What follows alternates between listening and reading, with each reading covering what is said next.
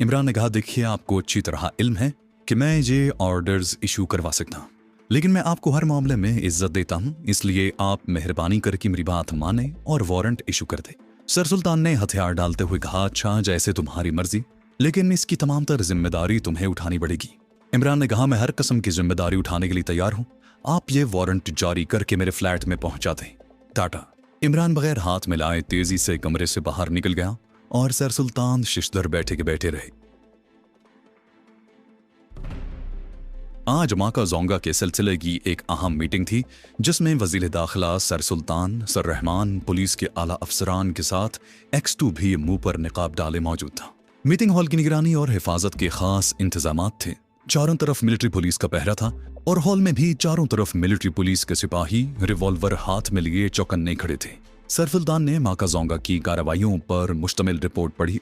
अब X2 से कहा गया कि वो न्यूयॉर्क में बैनुल-अक़वामी मीटिंग की कार्रवाई सुनाए।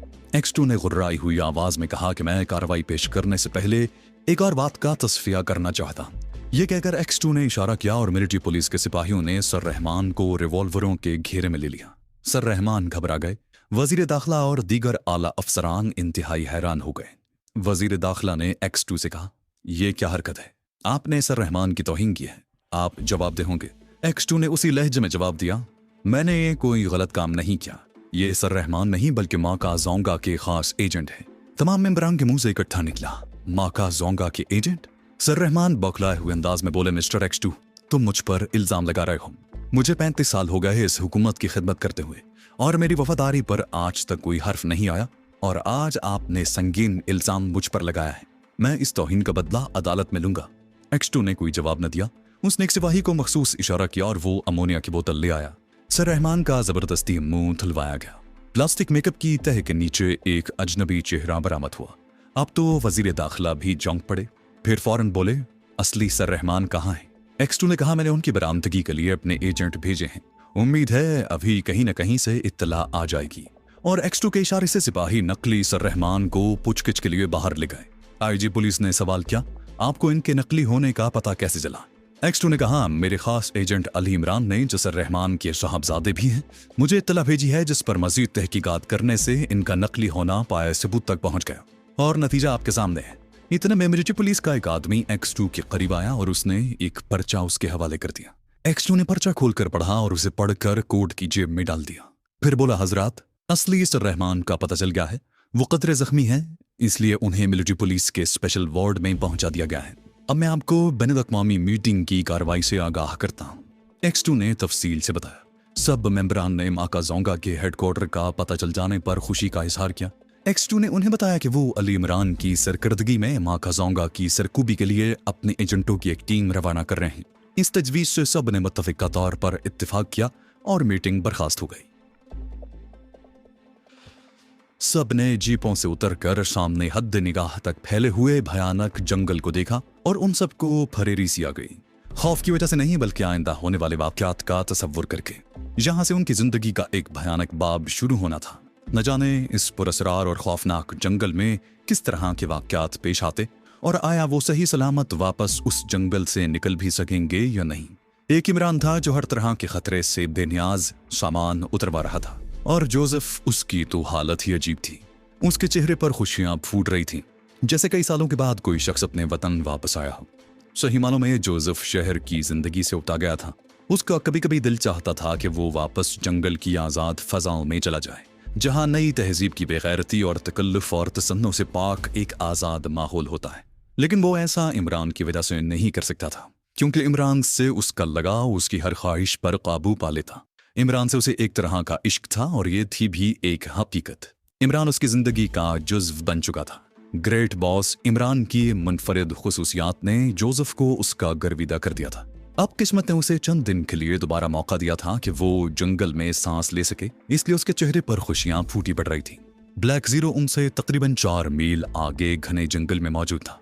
वो कंपस के जरिए समत का अंदाजा कर रहा था ताकि टीम की मुनासिब रहनुमाई कर सके। ब्लैक जीरो का काम दरअसल सबसे कठिन था, क्योंकि उसे जंगल में अकेले सब आफतों का मुकाबला करना था। लेकिन इमरान ने उसकी इस तरह ट्रेनिंग की कि वो अब इमरान की तरह तकरीबन नाकाबिल तस्खीर बन चुका था। उसमें उसकी आला सलाहियतों और हाजिर दिमागी का भी दखल था। सारी टीम शिकारियों के भेस में थी। टीम में इमरान, शकील, सफदर, तनवीर, नाशाद और जोसेफ शामिल थे। जूलिया अगवा हो जाने की वजह से इस बार टीम में शामिल न थी, जिसका सबको अफसोस था। जब भी उन्हें जूलिया याद आती वो सब अफसरदा हो जाते। सबकी मुहिम सी उम्मीद थी कि जूलिया वापसी में उनके साथ होगी। बहरहाल जूलिया की कमी उन्हें बुरी तरह खल रही थी। उन सब ने अपने अपने हिस्से का सामान उठाया हुआ था। फालतू सामान जोसेफ के कांधों पर था, जिसे वो आसानी से उठाए हुए था। उन सब के पास आला किस्म की मशीन गन्ने, एक जदीद किस्म के रिवॉल्वर जिनसे गोली की बजाय छोटे छोटे रॉकेट निकलते थे, और एक रॉकेट एक छोटी तोप के गोले जितनी तबाही मचाता था। दूरमार राइफलें उनके कांधों पर लटकी हुई थी। हैंड ग्रेनेड भी काफी तादाद में मौजूद थे। जोसेफ के पास काफी मिकदार में डायनामाइट भी मौजूद था। चुनाचे वो जदीद असलहे से पूरी तरह लैस थे। वो सब इमरान की सरकर्दगी में घने जंगल में एक छोटी सी पगडंडी पर चले जा रहे थे। तनवीर बेचारा इंतहाई अफसरदा था और इमरान उसे बार बार छेड़ देता। बोलता, तनवीर न जाने जूलिया किस हाल में होगी, न जाने बेचारी जिंदा भी है या नहीं। ये कहते कहते इमरान के चेहरे पर गम की लहरें छा गईं।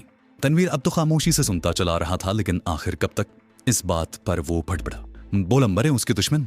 वो क्यों मरे? मुझे पता है तुमने जानबूझकर उसे सफ्तर के साथ भेजा था। तुम उसे पीछा छुड़ाना चाहते थे और तुम अपने मकसद में कामयाब हो गए। लेकिन याद रखना, अगर हेडक्वार्टर में जूलिया न मिली तो मैं तुम्हें कत्ल कर दूंगा।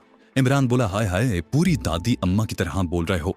जूलिया के इश्क ने तुम्हें भी औरत बना दिया है, यानी मन तू शुदम तू मनशुदी वाला चक्कर है। सफदर और नाशाद इमरान की इस बात पर हंस पड़े, लेकिन तनवीर का चेहरा बिगड़ते देखकर वो चुप हो गए। तनवीर को अजहद गुस्सा आ गया। उसने सामान फेंक दिया और खुद इमरान पर झपट पड़ा। लेकिन इससे पेशतर के वो इमरान तक पहुंचता, जोसेफ ने झपट कर उसका बाजू पकड़ लिया। बोला, मिस्टर, मास्टर पर झपटने से पहले मुझसे दो हाथ कर लो, आओ जल्दी। तनवीर ने गुस्से में एक मुक्का जोसेफ को मार दिया। अब तो जोसेफ को भी गुस्सा आ गया और झट सामान फेंक कर एक जोरदार लेफ्ट हुक तनवीर के मुंह पर मारा और तनवीर 2 फुट उछल कर जमीन पर जा गया। उसका चेहरा ज़रब की शिद्दत से सुर्ख पड़ गया था। इमरान हा है करता रह गया, लेकिन तनवीर का मुक्का पड़ चुका था। अब इमरान ने जोसेफ को मना किया और तनवीर को बड़ी मुश्किल से सफदर और कैप्टन शकील ने संभाला और वो एक बार फिर अपने सफर पर रवाना हो गए। दोपहर को जंगल के एक साफ कते में उन्होंने कैंप लगाया ताकि कुछ ताज़ा दम होकर वो आगे जाएं। सफदर बंदूक लेकर शिकार को निकल गया। जोसेफ और तनवीर अब तक एक दूसरे को टेढ़ी नजरों से देख रहे थे। थोड़ी देर के बाद सफदर एक हिरन मार कर ले आया और वो लोग खाना पकाने की तैयारियों में मसरूफ हो गए। कैप्टन शकील बंदूक हाथ में लिए टहलता हुआ जंगल में काफी दूर निकल गया। ये पुरअसरार जंगल अपने अंदर काफी रंगीनियां लिए हुए था। ऊंचे ऊंचे दरख्त और फिर मुख्तलिफ परिंदों और जानवरों का मुसलसल शोर उसके कानों को भला मालूम हो रहा था। काफी दूर टहलने के बाद वो वापस कैंप की तरफ मुड़ गया। अभी वो कैंप से 200 गज दूर था कि उसे अपनी पुश्त पर जोरदार धमाकों और दरख्त टूटने की आवाजें आईं। जमीन हिलने लगी। वो फौरन पीछे पलटा तो उसे महसूस हुआ कि भारी भरकम जानवरों का एक गिरोह भागा चला रहा है। वो समझ गया कि ये देव पैकर हाथियों का होल होगा। खेमे में बैठे हुए बाकी साथी भी हड़बड़ा कर बाहर निकल आए थे। कैप्टन शकील ने उन्हें फौरन खेमों से जरूरी सामान निकालकर दूर दूर दरख्तों पर चढ़ जाने का हुक्म दिया, लेकिन घबराहट में वो कुछ भी न समझ सके। जब बात उनकी समझ में आ गई तो इतनी देर में हाथियों का एक गिरोह तेजी से उनकी तरफ भागता हुआ नजर आया। उन देवों के सामने जो चीज भी आती खसो खाशाक की तरह बिखर जाती। अब भागने का वक्त न था, लेकिन कैप्टन शकील अपने साथियों से 200 गज दूर था, इसलिए पहले जद में वही आता। लेकिन वो संभल कर खड़ा हो गया। उसने अपनी राइफल उठाई, निशाना लिया और सबसे आगे आने वाले हाथी के माथे पर गोली चला दी और भागते भागते लड़खड़ा कर गिरा, लेकिन वो खुद उठ खड़ा हुआ। अब हाथियों की रफ्तार आहिस्ता हो गई। उन्हें मालूम हो गया था कि सामने उनके दुश्मन हैं और वो फितरी चालाकी से एक दायरा बनाकर भागने लगे। इन सब के आगे वही हाथी था जिसके माथे पर गोली लगी थी। उसके भागने की तर्ज से पता चलता था कि गोली कारगर नहीं लगी। इमरान ने कैप्टन शकील को जबरदस्त खतरे में देखा तो उसने उसे फौरन पीछे भागाने को कहा। उसके दूसरे साथी इतनी देर में नजदीक के दरख्तों पर चढ़ चुके थे, लेकिन कैप्टन शकील ने एक कदम भी पीछे न उठाया। वो तन कर खड़ा हो गया। उसे मालूम था कि अगर हाथियों के सरदार को किसी तरह खत्म कर दिया जाए तो ये गिरोह वापस भाग जाएगा। चुनाचे उसने राइफल उठाकर एक और फायर किया, लेकिन राइफल फुस होकर रह गई। शायद उसमें कोई खराबी हो गई थी। इतने में हाथी बिल्कुल नजदीक आ गए थे। अब मौत कैप्टन शकील के बिल्कुल सामने थी। वो एक लम्हे के लिए झुका और फिर उसने राइफल को नाल से पकड़कर सामने कर लिया। अब वो हाथियों से दस्त बदस्त जंग करने के लिए तैयार था। इमरान की देर में भागता हुआ कैप्टन शकील के पास आ रहा था। लेकिन इमरान के पास पहुंचने से पहले हाथियों के सरदार ने कैप्टन शकील पर हमला कर दिया। इमरान ने सरदार के पीछे आने वाले हाथियों पर हैंड ग्रेनेड फेंक दिया। जबरदस्त धमाका हुआ और हाथियों ने बौखलाकर अपना रुख फेर दिया, लेकिन सरदार हाथी इस धमाके से न घबराया। शायद वो जोश इंतकाम से पागल हो रहा था। उसने जैसे ही शकील पर हमला किया, शकील ने राइफल का बट घुमाकर उसकी सूंड पर मार दिया और खुद उछलकर एक तरफ हट गया। हाथी अपने जोर में आगे चला गया। राइफल का बट तो जरूर टूट गया, लेकिन हाथी की सूंड भी बुरी तरह जख्मी हो गई। अब कैप्टन शकील बिल्कुल तन्हा था। उसके हाथ में सिर्फ राइफल की नाल थी और हाथी जख्मी होकर और भी गजबनाक हो गया था। अब वो फिर पलटकर हमला कर रहा था। इमरान ने उसे पलटता देखकर उसकी राइफल से गोलियों की बौछार कर दी, लेकिन वो लड़खड़ाते लड़खड़ाते भी शकील के करीब पहुंच चुका था। अब अगर कैप्टन शकील उसकी जद में आ जाता तो कैप्टन शकील का हाथी के पांव में पिस जाना यकीनी था। लेकिन कैप्टन शकील ने उछलकर राइफल की नाल उसकी आंख में घुसेड़ दी और हाथी चीखता हुआ एक तरफ भागा। लेकिन वो चंद गज के फासले पर लड़खड़ा कर गिरा, 2-3 बार तड़पा और फिर ठंडा हो गया। लेकिन कैप्टन शकील की बहादुरी देखकर इमरान के चेहरे पर भी तहसीन के तासुरात छा गए। कैप्टन शकील की बेमिसाल जुर्रत और बहादुरी से सारी टीम की जानें बच गई थीं। जोसेफ भी कैप्टन शकील की बहादुरी का पूरी तरह मद्दाह था। इमरान के बाद ये दूसरा आदमी था जिससे जोसेफ मुतासिर हुए बगैर न रह सका था। सारी टीम अपना अपना सामान उठाए एक बार फिर अपने सफर पर रवाना हो चुकी थी। इमरान रात को ही ब्लैक जीरो से आइंदा रास्ते की तमाम पोजीशन ले चुका था। चुनांचे अब वो आसानी से उस रास्ते पर जा रहे थे। 2 दिन तक सफर के दौरान उन्हें कोई खास वाकया पेश नहीं आया, लेकिन 2 दिन के सफर के बाद उन्हें इमरान से मालूम हुआ कि वो रास्ता भूल चुके हैं, क्योंकि रात ही ब्लैक जीरो ने इमरान को बताया था कि कंपास की एक डिग्री गलत थी। अब वो अपनी मंजिल मकसूद से काफी दूर हो चुके थे। ब्लैक जीरो की ये गलती एक भयानक गलती थी, क्योंकि उस पुरस्कार जंगल में रास्ता भूल जाने का मतलब सिवाय तबाही के और कुछ न था। लेकिन ब्लैक जीरो भी आखिर इंसान था। अब गलती हो चुकी थी। इमरान ने ब्लैक जीरो को दोबारा समत मापने को कहा और उसकी तरमीम शुदा समत बताने पर वो पूरी टीम को लेकर उस तरफ चल पड़ा। इमरान सबसे पीछे पीछे सफदर से बातें करता हुआ आ रहा था। अचानक उसे ट्रांसमीटर पर इशारा मौसूल हुआ और पेशाब करने के बहाने एक तरफ झाड़ी में चला गया। ब्लैक जीरो ने उसे बताया कि वो बूमी कबीले की सरहद में दाखिल हो चुके हैं। इमरान बूमी का लफ्ज सुनते ही तशवीश में पड़ गया, क्योंकि अफ्रीका के जंगलों में बूमी सबसे ज्यादा वहशी और आदमखोर कबीला था। आज तक उस कबीले से बहुत कम अफराद अपनी जानें बचा सके थे।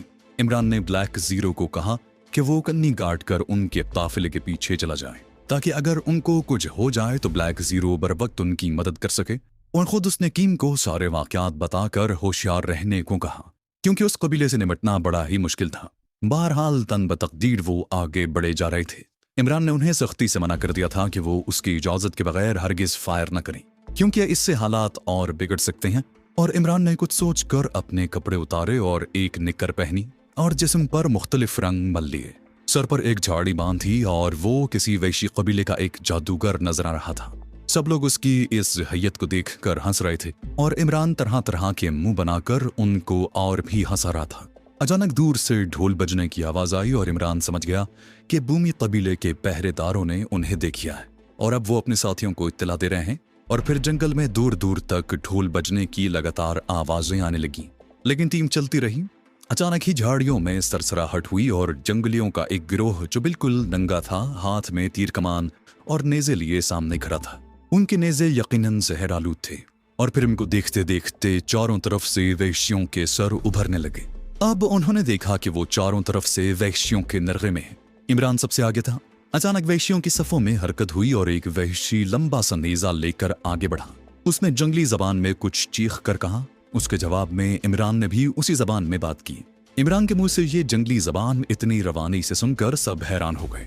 इमरान बजाते खुद एक जंगली लग रहा था। थोड़ी देर तक जंगली जबान में बातचीत होती रही, फिर जंगलियों ने उन्हें अपने नरगे में लेकर चलना शुरू कर दिया। इमरान ने टीम को बताया कि ये वाकई बूमी कबीला है। मैंने एक जादूगर का रूप धारा है। मैंने इन्हें बताया है कि मैं बहुत बड़ा जादूगर हूँ और तुम्हारे मुतल्लिक मैंने इन्हें बताया है कि ये भी एक कबीले से ताल्लुक रखते हैं जो सारे का सारा जादूगरों का कबीला है। इनके पास आतिशी जबान वाले सांप हैं जो बहुत दूर से इनके एक इशारे पर लोगों को मार देते हैं। वो हमसे काफी मुतासिर मालूम होते हैं, लेकिन आगे जाकर हम पर क्या गुजरेगी ये खुदा बेहतर जानता है। बहरहाल अब हमें इंतहाई एहतियात बरतनी पड़ेगी। क्योंकि हमारी जरा सी बेएहतियाती हमें बड़ी मुसीबत में डाल सकती है। जंगलियों का गोल ढोल बजाता हुआ नाचता कूदता उनको लिए जा रहा था। थोड़ी देर बाद घने जंगल के ऐन दरमियान में एक बहुत बड़ा पला दरख्तों से कतई पाक नजर आया। उसमें बेढंगी किस्म की झोंपड़ियां पड़ी हुई थीं और कई औरतें और बच्चे नंग थड़ंग फिर रहे थे। दरमियान में एक बहुत बड़ी झोंपड़ी थी जिसको शेर की खाल से ढांपा गया था। ऐसा मालूम होता था जैसे ये झोंपड़ी तमाम तर शेर की खाल की बनी हुई है। यकीनन ये झोंपड़ी कबीले के सरदार की थी। उसके आगे जाकर इमरान और उसके साथियों को खड़ा कर दिया गया। हजारों जंगली उनको देखने के लिए इर्द गिर्द खड़े हो गए। थोड़ी देर के बाद जंगलियों का सरदार सर पर परों का ताज पहने झोंपड़ी से बाहर निकला। वो एक तवी हैकल और इंतहाई ताकतवर आदमी था। उसके दोनों तरफ दो जवान औरतें इंसानी खोपड़ियों में शराब लिए चल रही थी। सरदार के गले में इंसानी खोपड़ियों का हार था जिनको जंगलियों की खास टेक्निक से सुखाकर छोटा कर लिया गया था। इमरान के साथ आने वाले छोटे सरदार ने उसे इमरान की वो बातें बताईं। फिर इमरान से बराह रास्त बातचीत के बाद सरदार अपनी झोंपड़ी में चला गया और उसके साथियों को एक और झोंपड़ी में कैद कर दिया गया। लेकिन उनके सामान को बिल्कुल नहीं छेड़ा गया क्योंकि जंगलियों की समझ में ही न आया कि ये कैसा सामान है। झोंपड़ी में जाते ही सब इमरान के गिर्द हो गए। सरदार से उसकी क्या बात हुई? इमरान ने मुंह बनाते हुए कहा, बातचीत क्या खास होनी थी? कैप्टन शकील ने पूछा, क्यों, क्या बात हुई? इमरान ने कहा, अब उन्होंने ये शर्त रखी है कि हम आज रात को तुम्हारी जादूगरी की आजमाइश करेंगे। अगर तुम पूरे उतरे तो हम तुम्हें छोड़ देंगे और तुम्हारे बाकी साथियों को भून कर खा जाएंगे, क्योंकि उनके ख्याल में तुम जादूगर मालूम नहीं होते और अगर मैं नाकाम हो गया तो मुझे कत्ल कर देंगे और तुम्हें छोड़ देंगे। सफदर ने सवाल किया, हमें क्यों छोड़ देंगे? इमरान ने ऐसे मुंह बनाते हुए कहा जैसे कौनैन चबाई हो। बोला, तुम्हारा गोश्त कड़वा है ना? इस हालत में होने के बावजूद बाकी साथियों के चेहरों पर मुस्कुराहट आ गई। इमरान बोला, वो तुम्हें इसलिए छोड़ देंगे कि उनके ख्याल में तुम किसी नामालूम कबीले के लोग हो। वो तुम्हें छोड़कर तुम्हारे कबीले से दोस्ती का आगाज करेंगे। तनवीर ने पूछा, वो आजमाइश क्या होगी? इमरान बोला, जूलिया की खोपड़ी मंगवानी पड़ेगी। ये बात तनवीर न जाने किस ख्याल के तहत जब्त कर गया। इमरान बोला, बहरहाल आप लोग किसी किस्म का जिक्र न करें। नाशाद ने संजीदा होकर दरियाफ्त किया, क्या X2 यहाँ हमारी कोई मदद नहीं करेगा? इमरान ने कहा, जरूर मदद करेगा, वो हर लम्हे हमारे नजदीक रहता है। बहरहाल आप लोग किसी किस्म की फिक्र न करें। अगर मैं कामयाब हो गया तो मैं तुम्हें अकेला नहीं मरने दूंगा और अगर नाकाम हो गया तो फिर वो मामला ठीक है, आप लोगों की जानें तो बच जाएंगी। न जाने ये बात कहते हुए इमरान के चेहरे पर हिमाकतें कहाँ गायब हो गई थी। जोसेफ ने नारा लगाया, ग्रेट बॉस। वो जहां भी बोतल को मुंह लगाए शराब पी रहा था क्योंकि उसे यकीन था कि बॉस हर मौके पर कामयाब हो जाता है। आधी रात के वक्त उन सबको बाहर निकाला गया। सामने खुले मैदान में एक दायरा बांधे सारे जंगली बैठे थे। दरमियान में वसी मैदान था। चारों तरफ मशलें जल रही थीं। एक तरफ लकड़ी की एक बड़ी सी स्टेज पर सरदार बैठा हुआ था। इमरान और उसके साथियों को उस मैदान में ले जाया गया। बाकी टीम को एक तरफ बिठा दिया गया और इमरान ने झोंपड़ी ही में कोड वर्ड्स में ब्लैक जीरो को होशियार रहने के लिए कह दिया। और उस वक्त ब्लैक जीरो उस मैदान के नजदीक ही एक घने दरख्त पर बैठा सारी कार्रवाई दिख रहा था। वो सिर्फ इशारे ही का मुंतजिर था। उसने स्याह रंग के कपड़े पहने हुए थे, इसलिए उसके देख लिए जाने का खतरा नहीं था। चुनाचे वो इत्मीनान से बैठा था। इमरान को बताया गया कि उसे जमीन पर लिटा दिया जाएगा और हमारा एक आदमी उसकी गर्दन पर कुल्हाड़ी मारेगा। अगर उस कुल्हाड़ी की जर्ब से वो मर गया तो वो झूठा जादूगर साबित होगा। अगर कुल्हाड़ी की जर्ब ने उसे नुकसान न पहुंचाया तो सच्चा जादूगर होगा। अगर वो मर गया तो उसके साथियों को आजाद कर दिया जाएगा और अगर वो न मरा तो उसके साथियों को मार दिया जाएगा। इमरान ने एक लम्हे के लिए सोच कर कहा, अगर मैं उस कुल्हाड़ी मारने वाले को अपने इल्म के जोर से पहले ही मार दूं तो क्या मैं सच्चा हूंगा कि नहीं? सरदार ने एक लम्हे सोच कर कहा, तुमने कुल्हाड़ी मारने वाले आदमी को कुल्हाड़ी मारने से पहले बगैर किसी हथियार के मारो तो उसके 2 आदमी तुम पर वार करेंगे। अगर तुम उन्हें भी मार दो तो 3 आदमी, यहां तक के 5 आदमी तक तुम पर वार करेंगे। 5 आदमी तुम पर वार करने से पहले मर गए तो सच्चे करार दिए जाओगे, वगरना नहीं। इमरान ने कहा, एक बात है, अगर 2 आदमी तक मैं मार दूं, 2 के बाद मेरे दीगर साथी उन्हें अपने जादू के जोर से मार दें तो क्या मेरे साथ मेरे साथियों को भी छोड़ दिया जाएगा? सरदार ने एक लम्हा सोचते हुए कहा, अगर ऐसा हुआ तो हम तुम्हारे साथ उनको भी छोड़ देंगे, लेकिन तुम या तुम्हारे साथी ऐसा कर लें, मेरे ख्याल में नामुमकिन है। इमरान बोला, जादूगरों के लिए कोई चीज नामुमकिन नहीं होती और हाँ, मुझे जमीन पर लिटाने से पहले अमल पढ़ने की इजाजत दी जाए। सरदार ने उसे इजाजत दे दी और फिर इमरान के चेहरे पर यकदम सुर्खी छा गई। उसने उछलना कूदना शुरू कर दिया। उसके मुंह से अजीब सी जबान के अल्फाज निकल रहे थे।